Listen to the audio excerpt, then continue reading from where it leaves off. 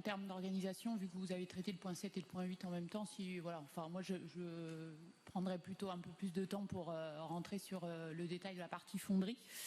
Donc si vous en êtes d'accord, je prends la parole et on vous laissera répondre derrière. Merci. Donc effectivement, comme on l'a déjà évoqué, on a déjà les réponses qui sont données par le biais de ces concertations sont très encourageantes. Bien sûr, ça reste encore finalement relativement modeste et on a bien conscience du contexte dans lequel ça a été fait, et notamment le Covid. Et finalement, peut-être qu'au regard de ça, on peut déjà être très content du nombre de réponses qui ont été faites. C'est sûr qu'en période de Covid, un mois de novembre, avoir 15 personnes qui répondent, finalement, relativement parlant, c'est peut-être déjà pas mal. Mais c'est vrai que dans l'absolu, on se dit, mince, 15 personnes, c'est quand même pas énorme. Et donc, ce sera forcément certainement intéressant d'échanger pour voir comment on peut encore espérer améliorer ces retours-là. Mais enfin, néanmoins, c'est déjà une restitution qui apporte des informations très intéressantes. Et d'ailleurs, à ce sujet-là, ça aurait été finalement assez opportun de disposer déjà de ces restitutions avant le jury qu'on a eu l'occasion de tenir pour l'attribution donc du concours de maîtrise d'œuvre pour la réalisation des espaces publics du village industriel de la Fonderie, qui s'est donc tenu le mois dernier. Bon, néanmoins, les échanges qu'on a eus lors de ce jury, qui était assez dense aussi et intéressant, permettent finalement aussi un éclairage sur ce bilan de concertation et pourront, je l'espère, permettre un débat aussi pour alimenter finalement les orientations à prendre et préciser le projet qui sera finalement retenu sur ce village industriel de la Fonderie. Et donc nous avons effectivement bien noté l'ambition de concertation permanente. Je crois que c'est vraiment ce terme-là qu'il faut avoir à l'esprit, donc qui est prévu tout au long de ces projets d'envergure pour la rénovation urbaine, et nous pouvons bien sûr que nous en réjouir. Donc dans ce cadre-là, il paraît d'ores et déjà utile de préciser les orientations sur les deux points suivants que je vous propose donc d'aborder suite aux échanges qu'on a pu avoir lors du jury d'attribution sur le projet urbain sur le village industriel de la Fonderie. Donc la première, c'est la problématique d'accessibilité de la zone du village industriel Fonderie. Donc effectivement, les habitants qui se sont exprimés lors de la concertation ont mentionné, et à juste titre, le problème d'accessibilité de la zone. Donc lors des échanges au cours de ce fameux jury de maîtrise d'œuvre, nous avons eu une discussion sur l'orientation à prendre sur le nombre de places de parking pour les véhicules individuels sur cette zone. Et comme il est rappelé dans le bilan, l'accès donc par le nord à la zone est amélioré par l'accès simplifié à l'arrêt de tram Daguerre via la nouvelle passerelle des Cigognes, pardon.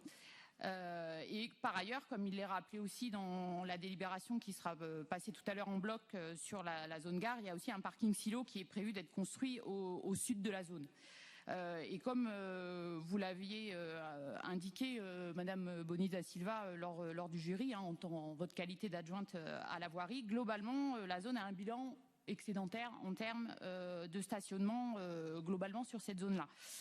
Par ailleurs, dans un contexte où il est aussi prévu davantage d'entreprises sur la zone, en particulier au KM0, Madame Motte, en tant qu'adjointe à la dynamique économique, vous incitiez plutôt davantage sur la problématique de privilégier la fonction parking pour faciliter la vie aux personnes qui travaillent sur ces zones-là, et qu'effectivement vous aviez notamment qualifié de parfois pressées, et que donc en termes d'accessibilité, il fallait pouvoir être au plus près de leurs préoccupations sur ce point-là.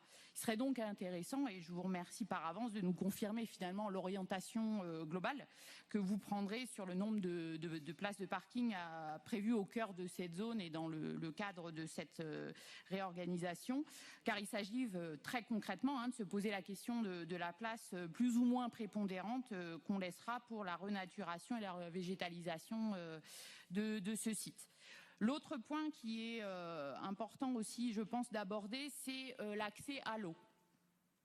Donc la concertation fait état d'un souhait des usagers de développer un accès amélioré à l'eau, notamment avec la demande faite de zones de baignade sur les zones où il est prévu de réouvrir le canal Buzet présent sur le site de la Fonderie. On remarque aussi d'ailleurs que ce souhait d'espace ludique aquatique est mentionné dans le bilan de concertation de la zone de Drouot. Cependant, on constate que si cette option de zone ludique aquatique est clairement réfutée dans le bilan sur la zone du Drouot, la porte reste visiblement ouverte à la réflexion sur la zone du village industriel de la Fonderie. Alors juste, il faudra quand même veiller à une réponse qui soit cohérente au niveau de ces aspirations sur ces deux zones. Certes, il y a l'existence du canal de la zone de la Fonderie qui peut laisser imaginer l'émergence d'espaces aquatiques plus aisés qu'au Drouot, bien qu'il y ait de l'eau aussi, pas très loin au Drouot.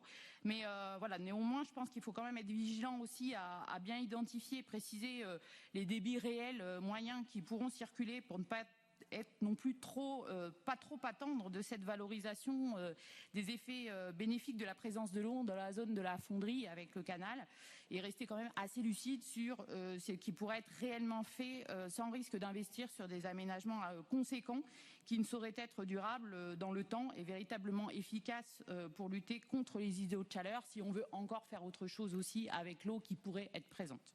Voilà, donc d'avance merci pour les précisions que vous pourrez nous donner de votre vision sur la zone du village industriel de la Fonderie concernant donc ces deux thématiques, l'accessibilité, l'évolution des places de parking et deuxième point, l'accès à l'eau et la relation à l'eau. Merci.